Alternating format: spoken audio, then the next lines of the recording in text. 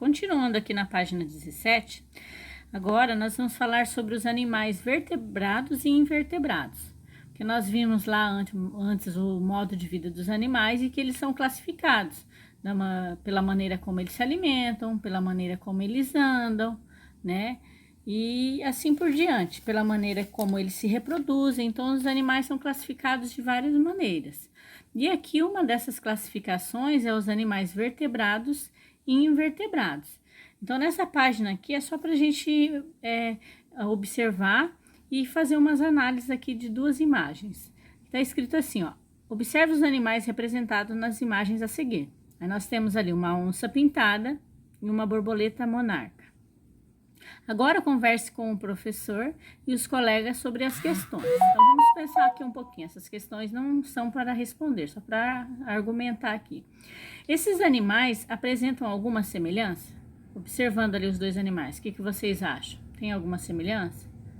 Eu não vejo nenhuma assim, né? Só que eles são animais, né? Quais são as diferenças entre eles? E depois, qual deles apresenta uma coluna vertebral? Então, vamos lá, a diferença entre eles. Ali, ó, a onça pintada é maior do que a borboleta, bem maior, né? Tem 4 patas, né? 4 pernas, né? Se locomove andando ou correndo.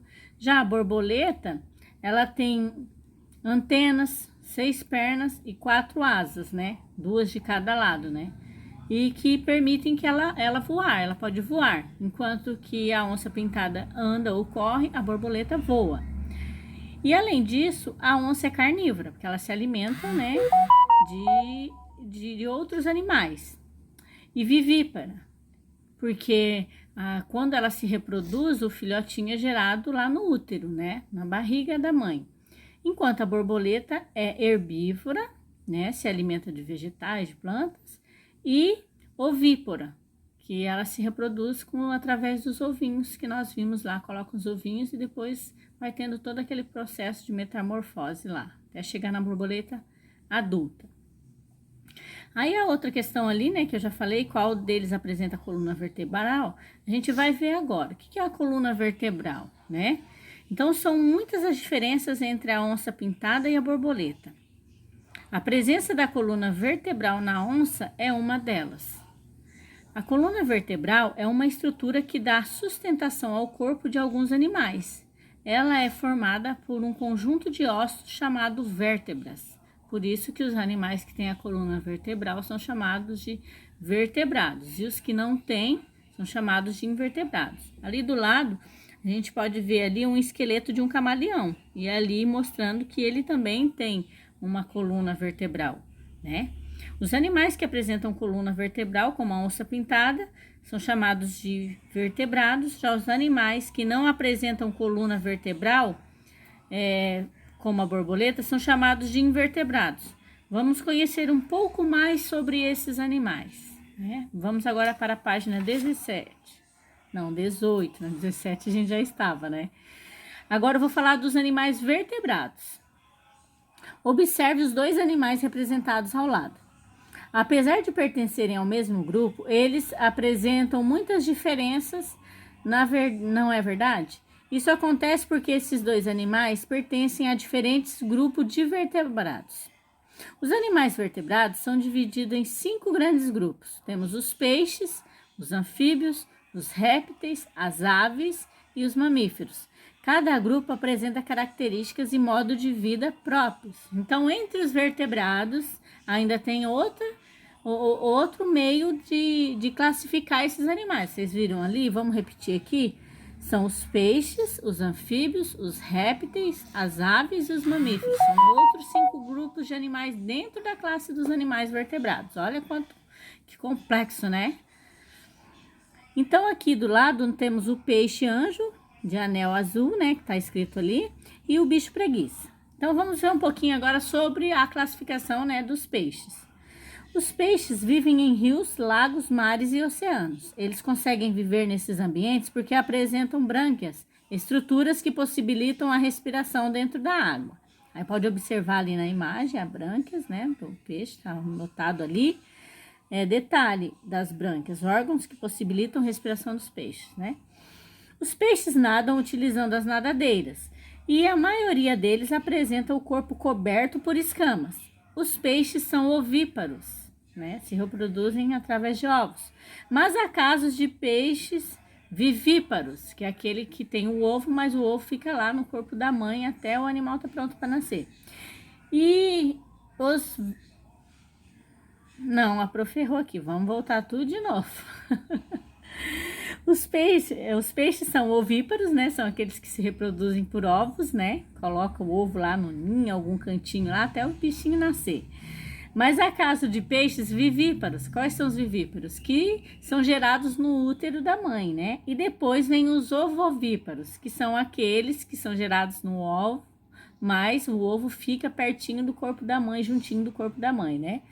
Então, com relação à alimentação, podem ser herbívoros ou carnívoros. Então, os peixes também temos os que se alimentam de vegetais e tem os peixes que também se alimentam de outros peixes, que são os carnívoros, né? Então, ali, basicamente, é isso que estamos falando sobre os peixes. Agora, vamos lá em cima na página 19 ali, vamos falar sobre os anfíbios. Os anfíbios são animais ovíparos, né? A maioria passa por metamorfose, nasce na água doce e vive nela enquanto girinos, como é o caso do sapo, né? Uma fase larval. Quando adultos, passam a viver também no ambiente terrestre. Apresentam a pele úmida, lisa e fria e se locomovem geralmente saltando ou andando. Os girinos são herbívoros e os adultos são carnívoros. A perereca é um exemplo de anfíbio. Apesar de parecer um lagarto, a salamandra também é um anfíbio. E a cobra cega não tem pernas e nem passa pela fase de girino. Então, ali são alguns dos anfíbios que nós vimos ali, né? Tem a perereca, tem o sapo, né? E até ali aquele que parece um lagarto ali, a salamandra, né? É um anfíbio. Agora, vamos ver os répteis. A maioria dos répteis vivem em ambientes terrestres. Esses animais geralmente rastejam para se locomoverem, pois apresentam pernas curtas ou não têm pernas.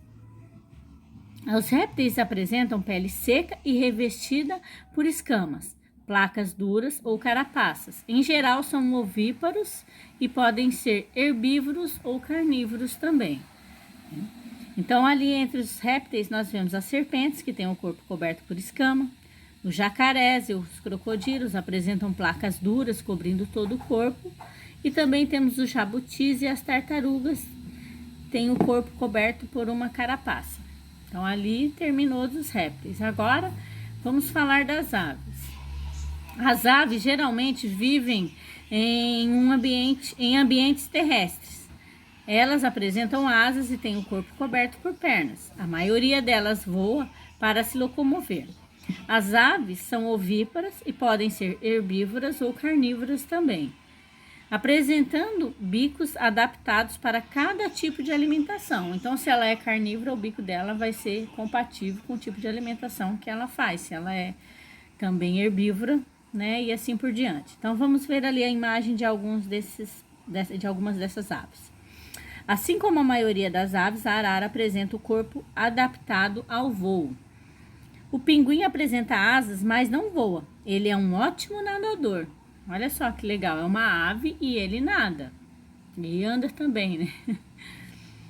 O tuiuiu, também peixes e outros seres aquáticos. São algumas das aves, né? O tuiuiu come peixes e outros seres aquáticos. Então, aqui na página 19 está finalizando ali com as aves. Vamos passar para a página 20 para nós vermos os mamíferos, né? Os mamíferos, agora aqui no geral a gente vai falar dessa classificação ali dos mamíferos, né? Então aqui, ó, os mamíferos vivem em ambientes terrestres ou aquáticos. Em geral, eles têm o corpo coberto por pelos, são vivíparos e mamam quando filhotes. Os mamíferos podem ser herbívoros, carnívoros ou onívoros. Então, ali temos o peixe-boi, um mamífero aquático. Temos o ornitorrinco, é um dos únicos mamíferos ovíparos, né? Que ele tem os seus filhotinhos por ovos, né? E ele é mamífero. Então, pelo que eu vejo ali, é o único mamífero que é ovíparo. Porque a maioria, né, é vivíparo, como a gente já viu ali. O morcego é o único mamífero que voa. Olha que interessante. É um mamífero e voa. Então, ali foram essas classificações que nós vimos até agora, falando dos animais vertebrados e invertebrados. Agora aqui tá assim, ó, aprender é divertido. Vamos confeccionar o livro dos animais. Essa atividade aqui, por enquanto, vocês não precisam fazer, né? Porque a prof vai estar explicando tudo aqui, passando no geral aqui o que a gente está vendo. E depois aí eu passo as atividades que vocês precisam fazer desses aqui, porque é mais como se fossem trabalhinhos, não são atividades no livro, tá? Então já é a segunda já que eu tô pulando aqui e depois eu passo para vocês, tá? Aí aqui eu vou dar uma pausa no vídeo e depois eu continuo falando dos animais vertebrados, invertebrados.